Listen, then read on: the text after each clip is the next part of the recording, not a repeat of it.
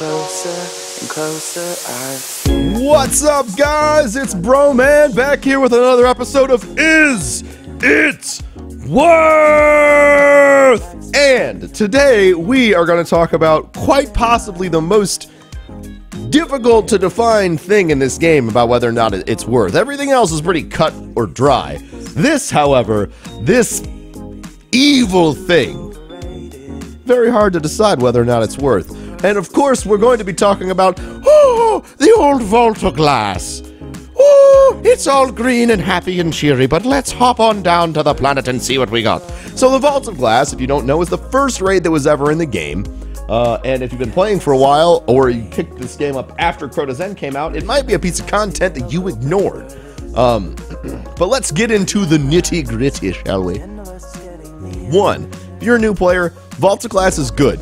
It's a great way to learn how raiding works in Destiny, the type of cross, communication that you need, and the mechanics that have been introduced. It introduces you to the idea of having a relic, and on top of that, it can give you some really swag-ass weapons. Even on normal, you can get the corrective measure, which is arguably still one of the best, LMGs in the game. You can also get Predator's Revenge, solid sniper rifle, and this is just on normal.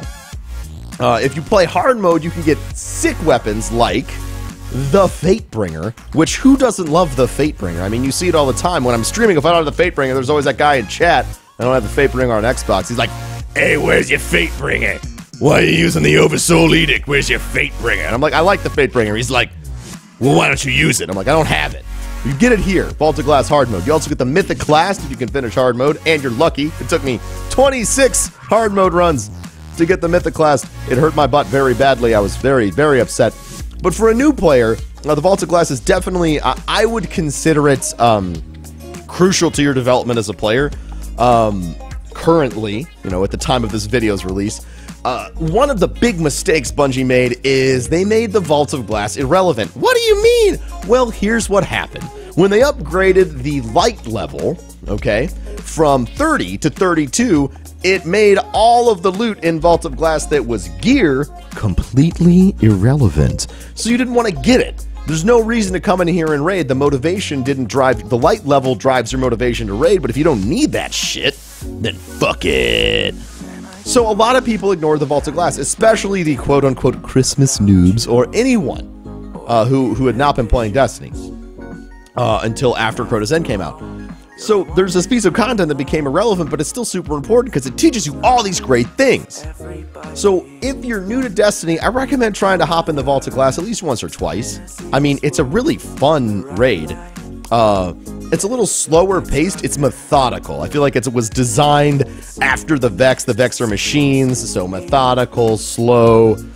Well, not slow. Methodical, calculating raid that you have to get through. A little bit not as frantic and fast paced. Definitely requires a bit more teamwork. We're gonna hop inside. Nope, not yet. Nope, can't do it, bro, man. You can't do that on the video. You're gonna look like you're smart. But if you're a new player, the Vault of Glass is essential. If you're a mid-range player, I still recommend getting some of the gear in here, like the unique primaries are still some of the best primaries in the game. The Fatebringer carries really hard in Crota's End, especially in some of the weaker areas. I'm going to get in this fucking wall, man. And some of the areas where there's lots of mobs you want to take out.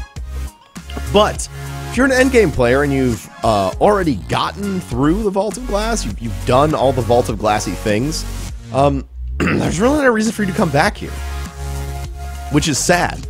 I will tell you that if you have everything in the game and you are a late game player, the Vault of Glass is definitely not worth. It's super not worth, man, and it makes me sad to say that. I hope the Vault of Glass becomes relevant for endgame play again. Maybe when the House of Wolves comes out, we'll have a high level of all of the raids that are equivalent or something like that. Who knows what sort of magical things you might find. All I'm trying to say is the Vault of Glass is very, very important to your development as a player, but honestly, at the bare fucking bones of it, currently, the Vault of Glass is in a very, not in my opinion, obviously I stated that earlier, but at the end of the day, if you want to be really utilitarian about it, the Vault of Glass isn't worth it for anyone. It doesn't help you progress in the game very far. It has a couple cool weapons you might want to get, but you can always get Crota's End weapons, or you could re-roll some, you know, whatever Iron Banner gear and get stuff that's comparable or better. At the end of the day, it's really sad to see the Vault of Glass become irrelevant. If you're endgame, not worth! If you're new game and you're utilitarian, not worth! It's not worth it for anyone! Why? However, if you're playing for fun, the experience is second to none. I rank the first time through the Vault of Glass with my team as one of the best raiding experiences and one of the best video game experiences I have had in my entire life. I've been playing games for a long time. So if you've never done it before and you can manage to find a group of people who've never done it before, hop in here and try and figure it out yourself, and you will have a killer time. Absolute killer time. Thanks for watching today, guys. I really appreciate it. Make sure to rate, comment, and subscribe, and do not forget that I fucking love each and every one of you, and I will see you guys next time in Destiny.